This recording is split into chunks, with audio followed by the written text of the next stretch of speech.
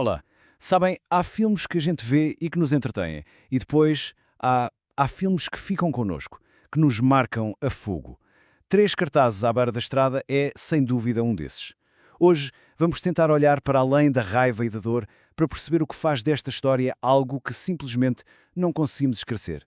E olhem, isto não vai ser só contar a história do início ao fim.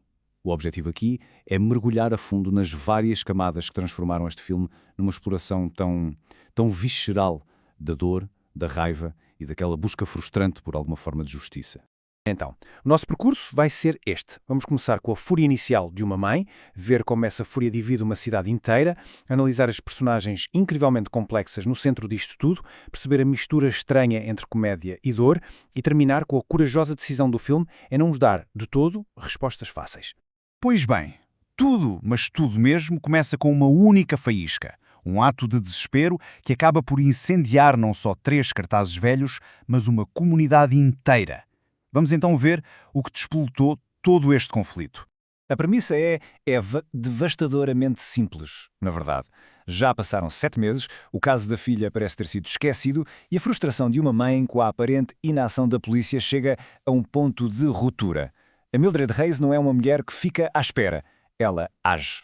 E reparem na simplicidade brutal destas mensagens. São 3 frases, diretas, em cartazes abandonados, mas que se transformam em muito mais do que um pedido de ajuda. Isto é uma acusação pública. É um grito de guerra que obriga toda uma comunidade a olhar para aquilo que preferia e muito ignorar. Claro que um ato destes, tão público, não ia ficar sem resposta. A fúria da Mildred espalha-se como um incêndio e a pequena cidade de Ebbing é forçada a reagir. E não reage bem. E é exatamente isto que a Mildred faz. Os cartazes dela não estão só a questionar a polícia, eles estão a rasgar o pacto de silêncio, de complacência, que regia a vida em Ebbing. Ela força toda a gente a tomar uma posição, e a cidade, que gosta das suas verdades bem guardadas, reage com hostilidade. E aqui? Bem, aqui está o nó da questão. A enorme hipocrisia de Ebbing. O problema da cidade, ao que parece, não é o homicídio por resolver, nem sequer é a brutalidade policial que toda a gente conhece. Não. O problema é a mulher que ousou quebrar o silêncio e expor as verdades inconvenientes de todos. Esta é a questão que paira no ar. A raiva da cidade é toda canalizada para a pessoa errada. Em vez de se unirem à dor da Mildred, atacam-na. Atacam-na por os fazer sentir desconfortáveis, por lhes lembrar de um crime horrível e, no fundo, da sua própria inação coletiva. Mas para percebermos mesmo este conflito, temos de olhar para as pessoas. Para as 3 pessoas no centro disto tudo. E a genialidade do filme está em garantir que nenhuma delas é só uma coisa, nem só boa, nem só má. A Mildred, uau! A Mildred é uma autêntica força da natureza. Ela não é só uma mãe de luto, ela é o epicentro da tempestade. A sua raiva é tão palpável, tão justificada, que nos arrasta com ela, mesmo quando as ações dela são, digamos, moralmente questionáveis. Depois temos o chefe Willoughby, que podia ser o típico polícia preguiçoso de filme, mas não é nada disso. Ele é um bom homem, genuinamente frustrado por não conseguir resolver o caso e ao mesmo tempo a lidar com a sua própria mortalidade. A sua complexidade torna o conflito com a Mildred ainda mais doloroso e mais real.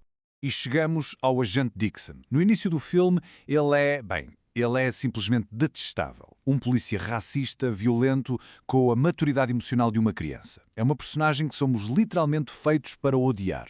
Mas é aqui que o filme nos dá uma autêntica cambalhota. Porque ele pega na personagem mais desprezível de todas e concede-lhe humanidade. O percurso do Dixon é uma das maiores e mais inesperadas surpresas da história. Uma transformação que nos força a questionar se a redenção é de facto possível para todos. E toda esta complexidade das personagens, toda esta profundidade, só resulta por uma razão: o tom absolutamente único do filme. É uma espécie de dança desconfortável entre a dor mais profunda e a comédia mais negra que se possa imaginar. O Martin McDonagh, que escreveu e realizou o filme, é um mestre nisto. Ele não usa o humor para aliviar a tensão. Muito pelo contrário. O riso é quase sempre desconfortável, muitas vezes inapropriado, e serve precisamente para realçar a dor que se esconde mesmo por baixo da superfície. O que o filme faz é pôr-nos a rir de coisas que, em teoria, não têm piada nenhuma, mas ao fazer isso, a tragédia não diminui, torna o luto e a fúria das personagens ainda mais autênticos, mais crus. É um tipo de humor que confia na nossa inteligência para perceber que, por vezes, na vida real, o absurdo e a dor andam de mãos dadas. E acho que esta citação resume na perfeição o que se sente ao ver o filme. É um espelho da vida na sua forma mais crua e confusa, terrivelmente dolorosa, mas também, por vezes, de uma forma estranha, absurdamente engraçada. E tudo isto, toda esta complexidade, este humor negro, leva-nos talvez à parte mais corajosa de todas do filme, a sua recusa total em nos dar aquilo que nós, enquanto público, esperamos de uma história. Aqui não há soluções simples. E o filme, de forma muito honesta, não nos dá uma resposta. O que ele faz é mostrar-nos as personagens a debaterem-se com a pergunta, mostra-nos que o luto não é uma linha reta com um final feliz, é um pântano, um ciclo de raiva e dor do qual, talvez, não haja uma saída fácil. Esqueçam um momento ahá, em que tudo faz sentido, ou o vilão que é apanhado e todos vivem felizes para sempre. Não há nada disso aqui. E a grande força do filme está precisamente nesse realismo desconfortável. A vida raramente nos oferece finais arrumadinhos, e este filme também não. É por isso que esta imagem das trincheiras angustiantes é tão poderosa.